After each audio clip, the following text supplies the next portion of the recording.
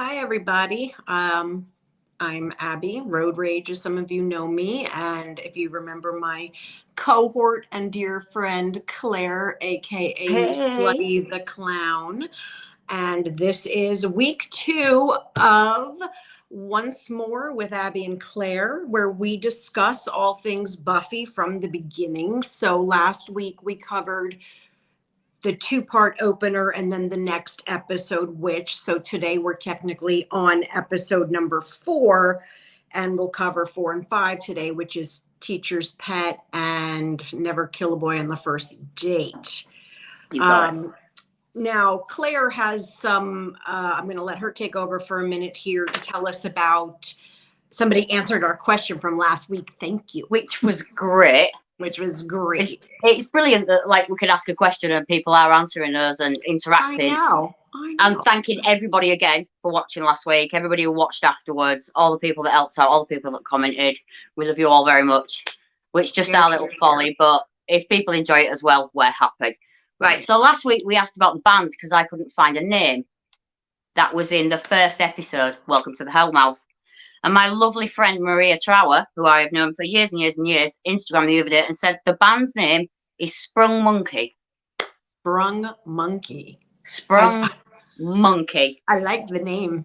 Yeah, it's a brilliant name. And she said they are a really, really good band. So if anybody wants to check out Sprung Monkey, they're the cover band that's in the bronze. In the first episode, Welcome to the Hellmouth, and that was by the lovely Maria Trower. Thank you so much for answering that question. I do have a question from my friend Joe Catosio, which will hopefully be answered in later episodes. But if anybody knows it off the top of their head, they're welcome to chime in rather. His question was, he remembers an episode where everybody's hanging at Giles' house and going through spell books, and they come across a spell where you can remove skin from a person. And Willow's like, ew, who would ever do that? And, you know, we won't jump forward because spoilers, even though it's been done for 25 years. But, but we'll try not to spoil it for new audiences too much. Try not to spoil when Willow gets bored now. So anyway, I'm hoping we'll just come across that episode, that first episode where she makes that comment. Because I had a little quick look the other night and I can't, after we spoke about it when your friend had told you, and I can't find the reference, but I do kind of have a feeling it's definitely there where we'll come across it. I'm pretty sure. So that's I think it's going to be early on. Definitely. It's got to be early. Yeah. So Teacher's Pet, as most of you know, hopefully all of you know, or if you're watching it for the first time, I've had 2 people tell me that they were going to start watching Buffy from the beginning, and I don't remember if it was Clint Myers said he was thinking of doing it. I think Clint said he was going to start because they have it at home. Yeah. For the life of me, one of my other friends, somebody else might have been Adam or Paul, said they would restart them, you know, just to kind of watch along with us. I think it was Paul. But anyway, this week's episode we're discussing first is Teacher's Pet, where our friend Buffy finally finds a teacher that she can work with, that seems to respect her, that wants her to work harder. So wants to encourage her. So of course he must. It's kind of heartbreaking. Yeah. So of course he's so lovely. He's such a lovely teacher. It's one of those teachers you wished you had. Yeah. And so needless to say, Buffy did learn a few things. Well, this particular professor goes missing. I'm blanking on his name, to be honest with you, but I don't think it matters that much. Anyway, Dr. Gregory. Dr. Gregory, thank you. He goes missing, and I think, wasn't it Cordelia? It's always Cordelia. That was Cordelia, yeah. She opens the freezer and he drops out. Yes, for her special lunch meal, and finds the headless body of the professor. And fast forward to a new substitute teacher entering our midst, who reminds me so much of oh crap, now I'm going to blank on her name, and you know her. Man. She does look like someone. She reminds me of Melinda Clark. Now, it's not Melinda Clark, but do you remember Melinda Clark from, well, I don't know if you watched Xena Warrior Princess. That was the first thing I knew her from. She was in that, and she was in Return of the Living Dead Part 3, which I always feel is the most romantic of the Return of the Living Dead movies. Yeah, my brain is a little mushy these days. I'm a bit symptomatic. Adam's here. So some right superstars there, Adam says. We love you, Adam. Thank you. We love you. We love you. So yes, this particular teacher is, I had looked up her name because I was not familiar with her. Nor do I think I've seen her in anything else when I went through her bio, but her name is Musetta Vander. And she's lovely. I would have had no idea of her name. And I'll be honest, I can't think of anything else she's been in, but she looks like someone else. You are right. She looks like Melinda Clark. If you look up Melinda Clark, and for the life of me, I cannot think of her character's name. And I know when Joe watches this, he's going to be screaming at the screen. But she was an Amazon. She takes the ambrosia to throw over Gabrielle taking over the as Queen of the Amazons. See, I didn't watch all of Xena. I've seen bits of Xena. Yeah, well, Joe will know, and it'll pop in my head eventually, but she fights Callisto. It's a whole thing. Anyway, that's a story for another day. But this lady looks very much like Melinda Clark in my head. And every time I see her, I think, oh, it's like not even, I can't even say the Wish version of Melinda Clark because they're both equally stunning women. However, teacher shows up, all the boys' little pheromones. Oh, she's a femme fatale. She's got it going on. Yes. And her kink is bugs. So she is discussing. What does she do? Which one has? Anyway, fast forward to, well, there's the bully kid who I did want to look up, who's always given Xander a load of shit because Blaine. Yeah, but what's his name? I don't think we need his real name. Thank you. But nice. Yeah. So he's razzing him about, oh, you haven't been with any women and blah, blah, blah. And Xander's like, I've been with all women because I'm a class act. And everybody knows they're full of shit. But anyway, so this particular student doesn't show up the next day after flirting with the teacher. And then come to find out Xander gets invited for his one-on-one tutoring class. And I actually love the opener of this one with Xander in his dream sequence. Oh my gosh. That sets the tone kind of how he is. I love that. He's a rock star. He's rescuing Buffy. It's reminiscent of Jonathan later, which again, much later. Yes, but absolutely. But the episode. No spoilers. So then Xander sets up the meeting with the teacher. When he gets there, oh, she forgot the stuff at her home. Would he mind going to her house? Pretty please, and sugar on top. Of course he's going to, because as we know, Xander is a giant horn bag. He's He's a massive slut. So he goes to the teacher's house. She's questioning him on whether he's ever been with a woman and yada, yada. Anyway, prior to this, Buffy suspects some foul play when her teacher showed up headless. And she looks in on the classroom to see This is the great bit. This is so great. The teacher turns her head 180 degrees around to look behind her and see Buffy looking in the door. Unusual, maybe. I've seen The Exorcist. There was no pea soup this time, so we're going with not possessed. Yeah. I think she actually says it's a full-on Exorcist twist. Yeah, I think that's what she actually said. That was a good quote. So Buffy, because her Dr. Gregory taught her, if you need to know something, you're going to look for it. You're going to study. You're going to work harder. You're going to know what your enemy is to fight them. So Buffy starts researching insects and comes up with the only insect that can turn their head 180 degrees around, being the well-loved praying mantis. Am I forgetting anything about before we get to the teacher's house? Well, the kid's missing. They kind of know the other kid's missing, but that's But But really, at this point, he just doesn't show up for school that day, so he could just be hungover or, licking his wounds. So they don't really suspect a whole lot just yet. Yeah, I think, we've covered all that completely. I mean, So, they kind of get, I think the funniest thing, as I say, about it is you get to this point, and this is the point where we realise that every date that Xander goes on is an absolute disaster. It's a disaster. So Buffy, Giles, Willow, research.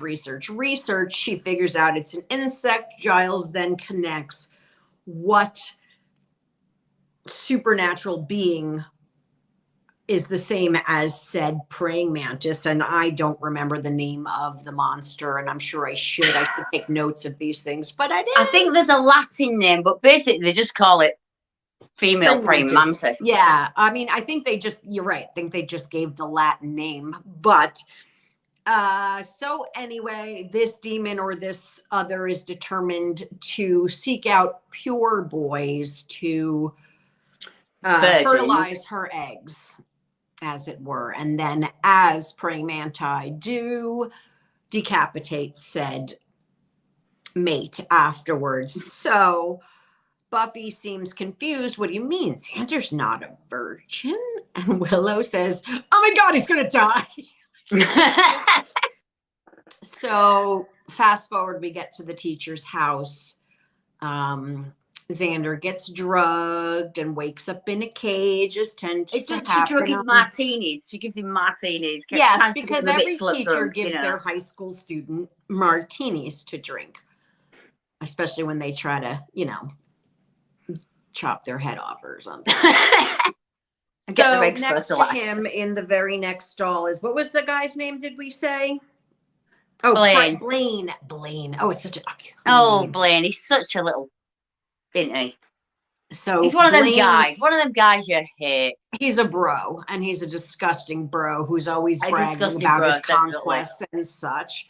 But turn to find out, if said teacher has collected him, he will be a virgin. But we'll come back to that. So he has seen her take care of the other boys before him. So he knows what's coming and fills Xander in on what to be expected and is, needless to say, freaking out. So she plans to lay her eggs, mate with them, fertilize the eggs, and cut their head off and eat it. So whatever, they're not game. I never judge kink, Excuse me, one moment. Ladies and gentlemen, please. I have two cats hissing, not just hissing, like standing right in the same room I'm in, but they never come in, and yelling at each other. But anyway. So Xander is understandably upset, discouraged. And starts screaming. Yeah. And luckily, who should save the day but our resident Scoobies. And now, wow, I just watched it last week, but Buffy dispatches of her in pieces. I'm trying to remember now how she blows her up. I like the part where they open the big bag, the tool bag they've always got, the weapons bag, and it's full of bug spray, industrial size cat. Right. Does she set her on fire after? I can't remember. No, they use the bat sonar, and then she sets her on fire. And she explodes. Okay, that was what it was. You're right, the bat sonar. Because again, she learned. She did a homework that taught her so much in a short amount of time before. This is our lesson for this week. The parable is good teachers do your homework, kids. Yep, this is it. This is our moral of the day. But taught her that praying mantises, when they hear bat sonar, it totally freaks out their nervous system and they tweak. So she does try to hit the recorder once, and what does this do to your nervous system? And it's like Giles reciting some doing something really boring. Other side. So that's the equivalent of finding the wrong blank tape in the bin. I'm gonna throw something in a cat. Okay, feel free. Ladies and gentlemen, would you please, because now Molly's going to get upset and she's going to vomit, and I don't want that to happen. Go in your room. There's nothing worse than cat vomit. Well, she hyperventilates because of stress. George, excuse me one moment. It's fine. So Talk while amongst I've been dealing with yourselves. their children, I'll be very unruly. I mean, Um, yeah. So, but the thing is, George, forgive me for bringing up my cats, but George is in love with my mother's cat, Molly, and Molly does not want anything to do with either of them. So he doesn't understand when she says no. This is something we should teach our viewers. No means no. And very, very valuable lesson right there. yeah. So where were we before I was so rudely interrupted by? We were talking about the kill of the bat sonar. So Going all skit, and then Xander, after it's all over, picks up the axe off the floor and he smashes all the eggs. which was You know, actually really very smart. masculine. And I don't, I'm sure they would have thought of it, but he really thought of it because he wasn't Yeah. taking any chances on that. He was not taking any more chances. No. Unfortunately, as it goes on, every day he has is bad, so it didn't help him that much. But And he tried. Willow, of course, announces to both of them that lucky they were virgins and they shouldn't be punished for saving themselves and blah, blah, blah. And Blaine is Bless like, I her. will sue your ass. But Yeah, he's such a horrible douche, isn't he? That lad's just awful. I love I it. must admit, what I did notice, just for this episode quickly, was it's the first time they used a vampire as a sniffer dog. Say that one more time. I had a call. I noticed it's actually the first episode they use a vampire as a sniffer dog to search something else, and they do it quite a lot all the way through the seasons. And You're I noticed it was the 100%. first time they actually thought of it. Because the vampire was afraid of her. And what would make a vampire afraid of a beautiful young woman? A beautiful, seductive teacher. Yes. It just turned out to be 103 or something if it was her. Yes, right. I mean, there's nothing wrong with older women. No, of course. But so this was just a fun episode. And one that I realized that during rewatches, I tend to skip over. I don't know why. It's enjoyable, but I'm glad I got to actually sit down and watch it again. Yeah. It's definitely one of the fun Monster of the Week.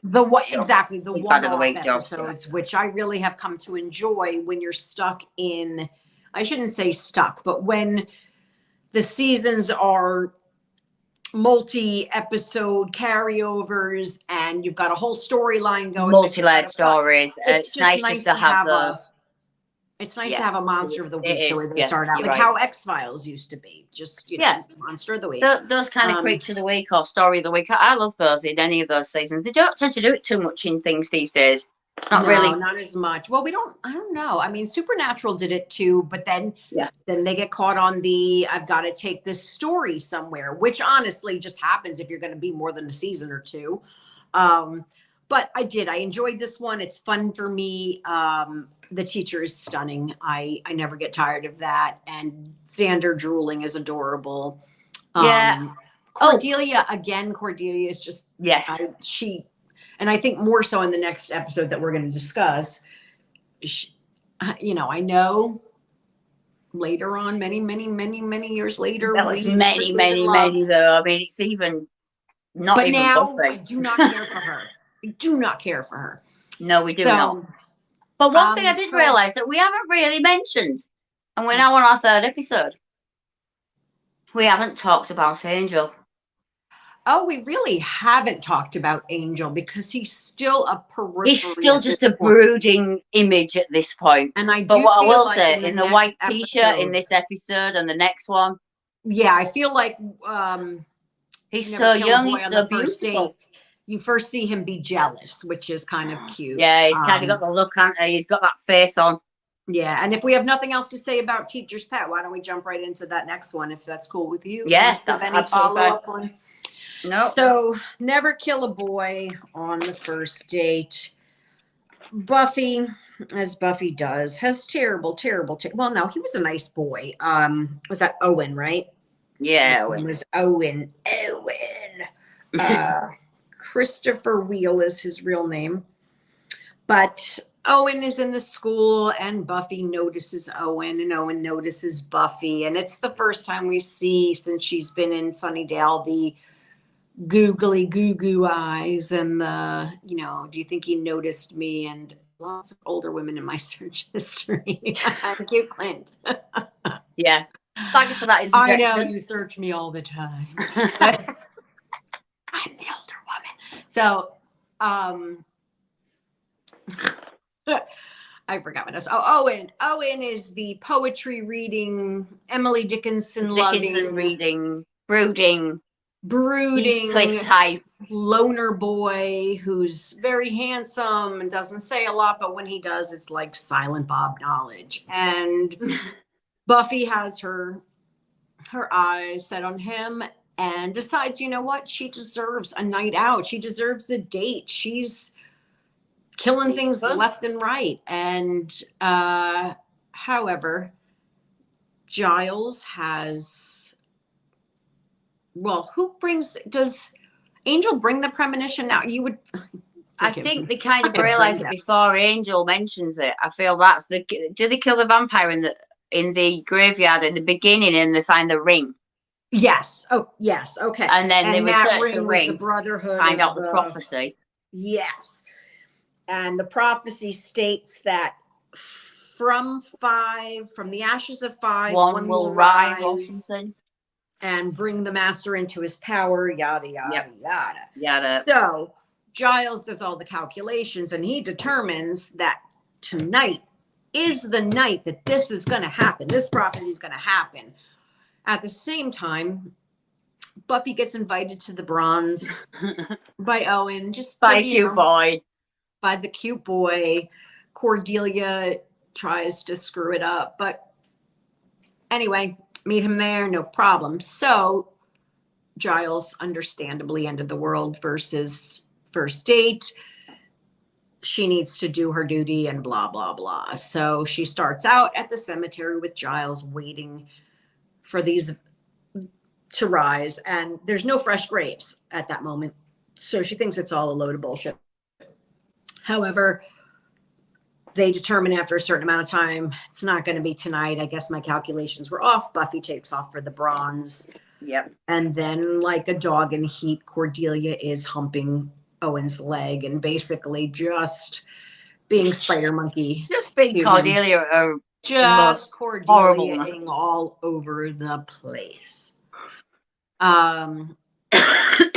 So yes, Buffy sees this. Instead of walking up to Owen and saying, sorry, I'm late, you know, this happened. She just decides to leave. Yeah, because she doesn't always make the best choices, as we know. Then the very next morning, Owen seeks Buffy out. Yep. And says, where were you? I was waiting for you. I waited for you. You should have come and seen me. And she's like, oh, okay. And she said, well, you know, I thought Cordelia. And he's like, oh, she's a little handsy, isn't she? She's a little clingy. There's like bloody murder going on in my other room. So anyway, we're going to do a retake tonight.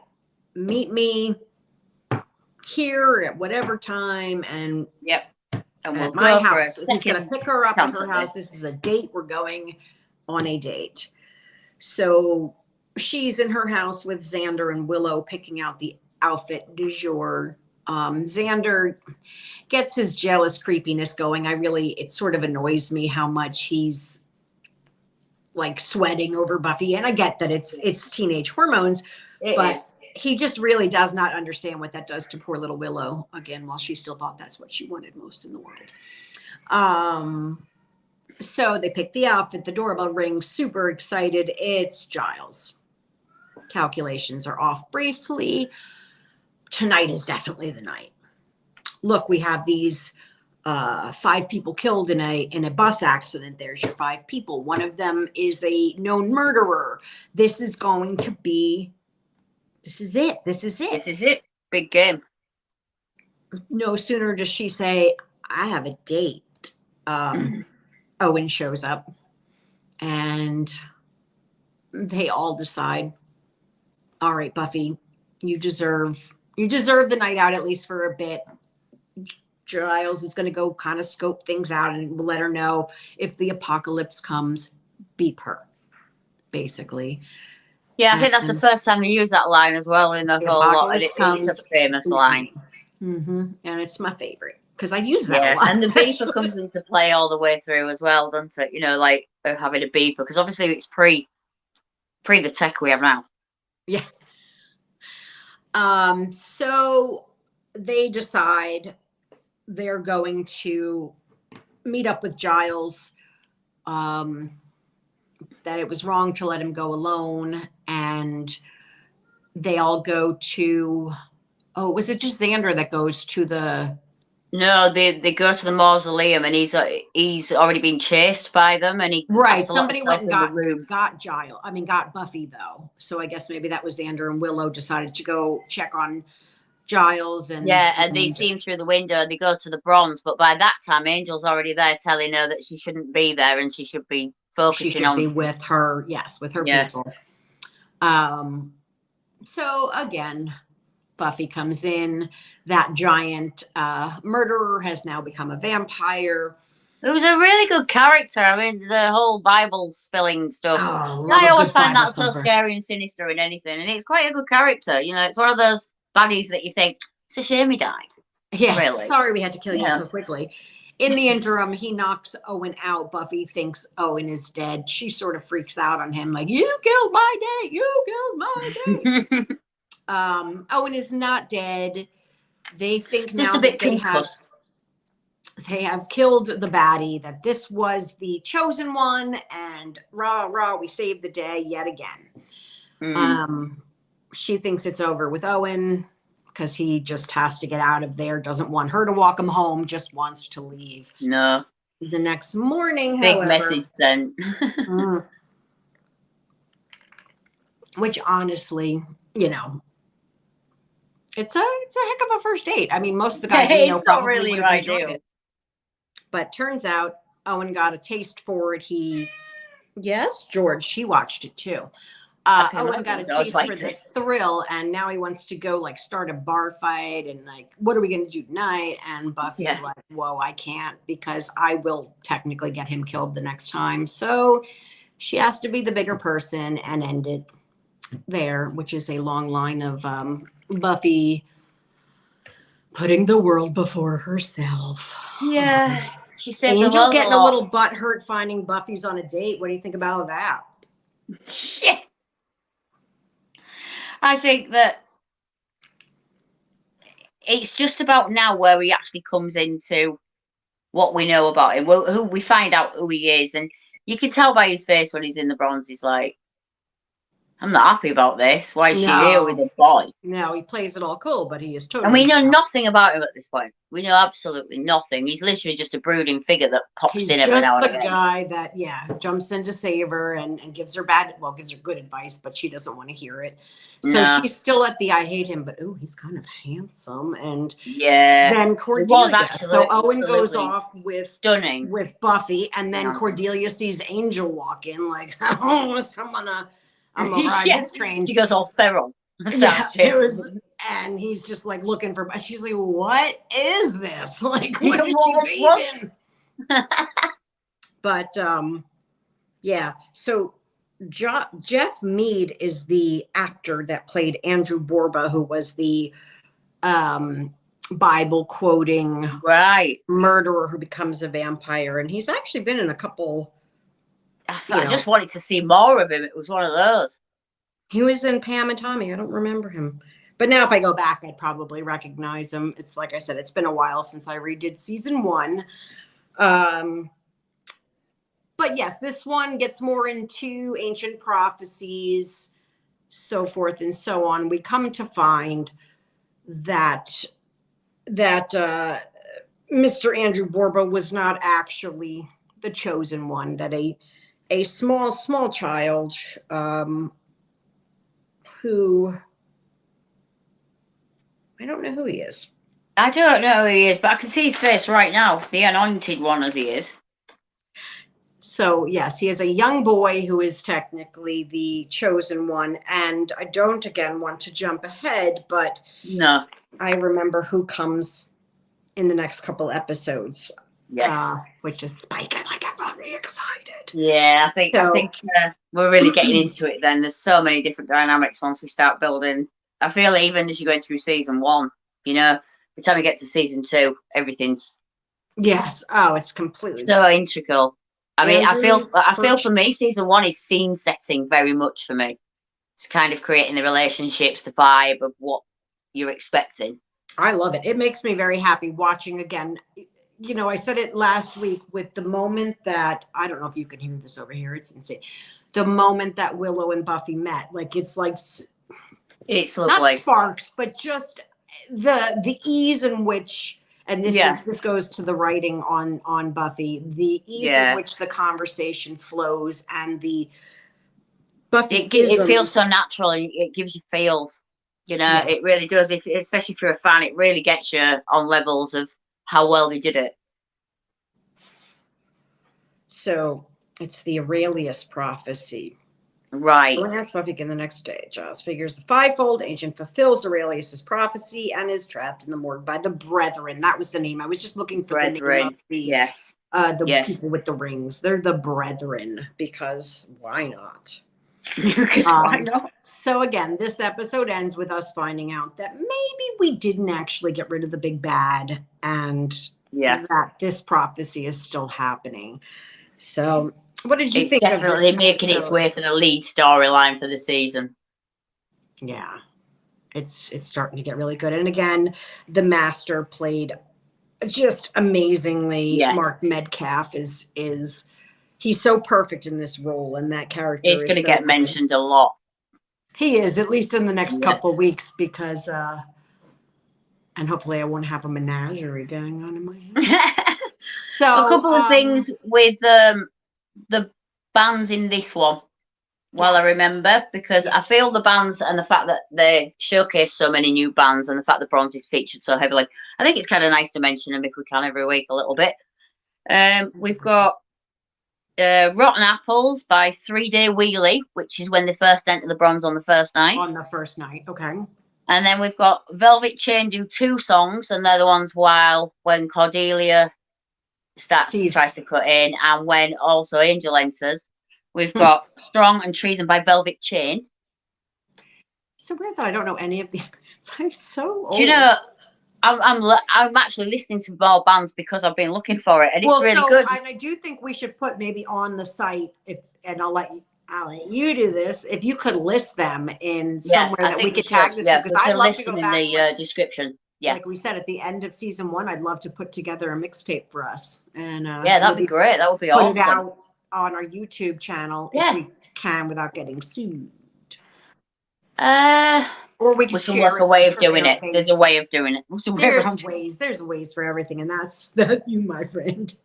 And then not a Bronze one, but there was a song at the end where she breaks up with Owen at the end and says, "Look, I can't do this," and that is "Junkie Girl" by Pretty Boy Floyd.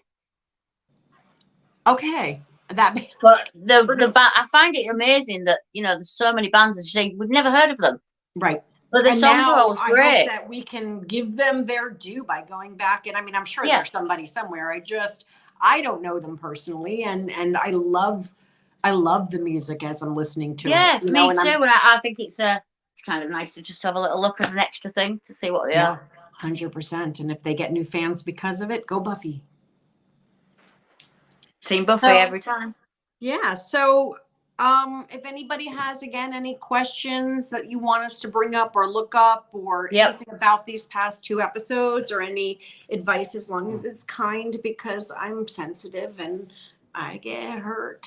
But we've decided we'd like to do this every Thursday at 2 p.m. if we can. But please like and subscribe and hit the post. Put your little thingy bell on as well. That helps if you put your little bell on in the corner. Put your little bell on, so that you'll always know when we're doing this. And we would love to have some interaction. Yeah, I mean, if any questions, feel free to message us on here or social media. Yes, ask us. I know a lot of people work. It's like, I don't know, 2:30 Eastern Standard Time, and in the UK it's 7:30. Yeah, it's 7:30. So yeah, I mean, it goes straight onto the channel after we come off anyway. So it's there for anybody to watch later on. But yeah, definitely, if you have any questions, and please let us entertain you. But entertain us And too. thank you again for watching, to everyone, and everyone who's commented, subscribed, to all our friends who've helped us do this and shared it and God, we commented and love you subscribed as guys. well. Thank you. We love you all lots. And we'll see you next week. We will indeed. Love you. Love you. Bye, guys. Bye. Bye.